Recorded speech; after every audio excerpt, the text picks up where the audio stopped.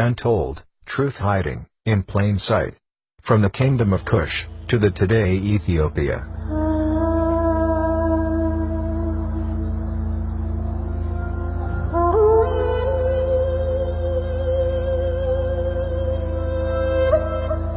One the largest ethnic group in East Africa today, they were existed as a community of people for thousands of years in East Africa.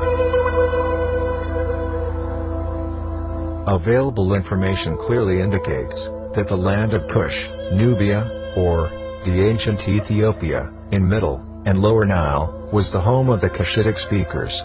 It's from there that they subsequently dispersed and became differentiated into separate linguistic and cultural groups.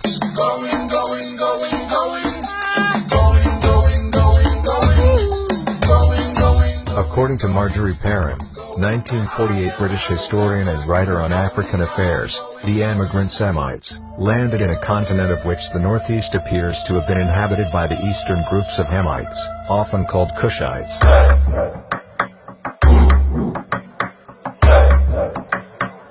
The various Cushitic nations, inhabiting Northeast and East Africa today, are the result of this dispersion and differentiation. The Oromo form one of the main groups with all tradition and culture of Kushites, starting from Nubia, spreading southwards, and then east and west, occupying large part of the Horn of Africa today. Their strong physical features, unique culture, language, and other evidences unequivocally point to the fact that they are indigenous to this part of Africa.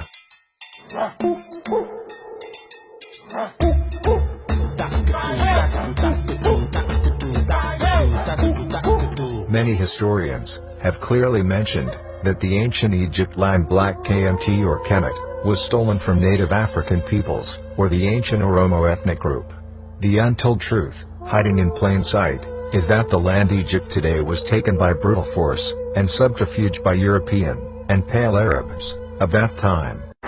So Egypt has a very long and an interesting history, but the Oromo's land really is Egypt. Egypt is the Oromo's land. Egypt was taken from ancient Oromos. Even the linguistic evidence, because I was surprised too in doing some linguistic study. In fact, now I even want to learn Oromifa. That's why I want to learn Oromifa to get it right, how they say it.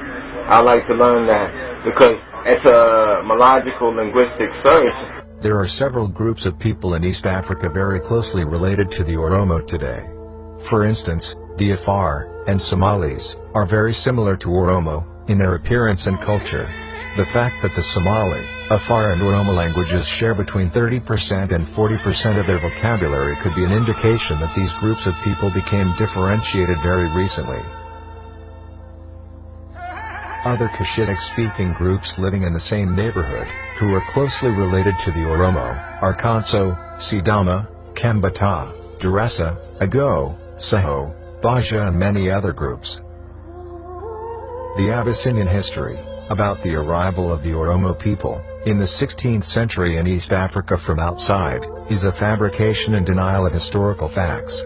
It is a myth created by Abyssinian court historians and monks, sustained by their European supporters, and which the Ethiopian rulers used to lay claim on Oromo territory, and justify their colonization over the Oromo people.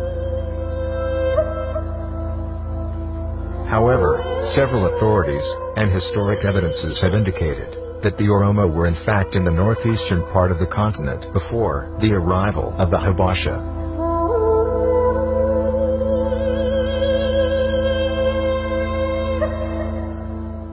This short documentary is brought to you by Isaac Mo, from Bultoon Media.